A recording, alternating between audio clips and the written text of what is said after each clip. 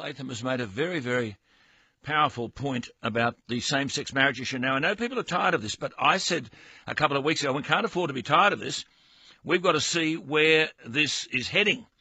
And he is making the point, Mark, and I'll get him to amplify this, that the Australian Bureau of Statistics advertisements are encouraging people to vote on, quote, whether Australian marriage laws should be changed to allow same-sex couples to marry.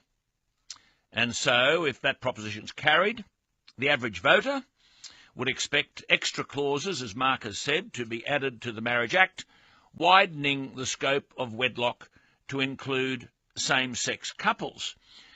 But Mark Latham is making the point that when Mr. Shorten introduced his private members' marriage amendment marriage equality bill in 2015, its purpose was to allow Australians to marry regardless of their sex, sexual orientation, gender identity, or intersex status. So basically, Mark, the Bureau of Statistics are saying we're voting on whether we allow same-sex couples to marry. Shorten, supported by the Liberal Party, is saying marriage can be a union between any two people.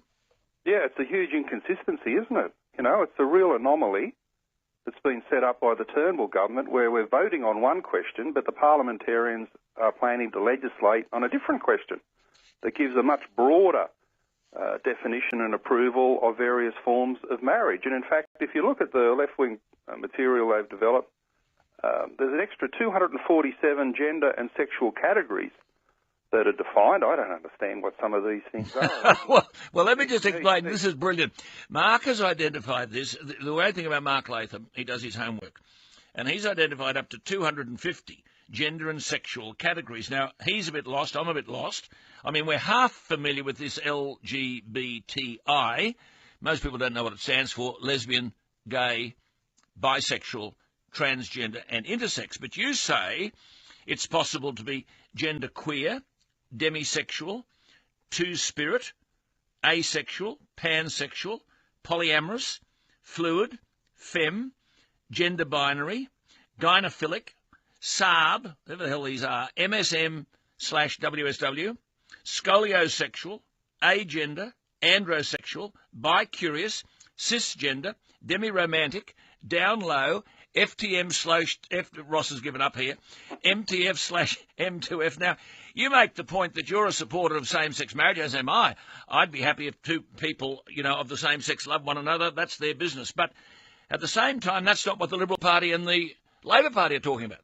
Exactly. And I'd happily vote for a change to the Marriage Act, which brought in two gay men or two lesbian women in the institution of marriage. But that list of strange words and definitions that the average Australian really wouldn't know much about, I don't know anything about them, all those categories are being included in the legislation that's proposed. So any two people can marry, yep. A big gap between the question that's being asked of the people... Same-sex couples, or any two people can marry, yeah. Things are going to come in, and it begs the question, all these other definitions are based on gender fluidity.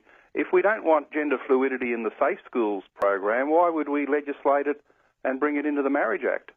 It's a very valid question. I mean, the postal vote question is asking about same-sex couples, not the other 247 types of marriage being promoted by the left. And they are saying, and of course this is part of the Liberal Party thing and the Bill Shorten bill, marriage equality not for same-sex couples. According to the Liberal and Labor Party, there's a sweeping, and Mark's made this point, redefinition of marriage, extending it to other 247 gender sexual categories. So you're saying to people, if they don't understand the proposal, don't vote for it. I mean, this is a powerful setback, really, for the Yes campaign, because the definition is blurred. It's a huge issue, and what the Turnbull government should do is publicise and let people know about the legislation they're planning to bring in. Let's see the legislation that the Turnbull government would introduce to the Parliament if there was a yes vote. That way people would know exactly what they're voting on. Correct. At the moment, the legislation that Bill Shorten brought in and Liberals like Dean Smith have brought to their party room allows marriage between any two people. of any gender, any sexuality. So it's the broadest possible definition, whereas most people think we're just going to approve same-sex marriage. It's same-sex marriage plus the other 247 extra categories and definitions. So Turnbull should publicly make available the legislation, say to people, this is what you're actually voting on, to clear up all this confusion. Now, can this be, and we don't want to be alarmist here, and we ought to be able to have a civilised and decent debate respecting the views on both sides, but nonetheless we're entitled to be worried whether this may not lead to this notion of gender fluidity, that is, as in this Safe Schools program in our schools, or respectful relationships infiltrating our education system, a campaign out there to convince young people of the possibility of gender fluidity. This is worrying parents, that at any time a boy can become a girl and a girl become a boy if you feel like it. Oh, it's dreadfully worrying for parents, and there's been a sleight of hand here, Alan, because the left started campaigning for gay marriage, and then they called it same-sex marriage, and then they called it marriage equality, and everyone thought this was just a marketing exercise, an exercise in semantics.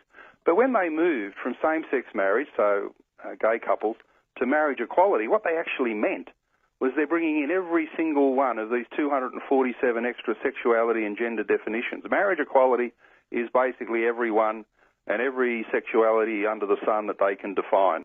So there's sort of been mission creep here. You know, the left have moved the broadest possible definition without telling people in Australia this is what they're going on about. Ross is nodding his head here. This is a very, very big issue. We're grateful for Mark Latham raising all of this. I mean, the majority of parents don't want this stuff in the school curriculum, but if it finds its way into the Marriage Act, the next step then is to say, well, this is all very legal, therefore this can be taught in our schools. Oh, absolutely. Teaching the Marriage Act would be valid. No one can, technically complain about just teaching the Marriage Act in the classroom.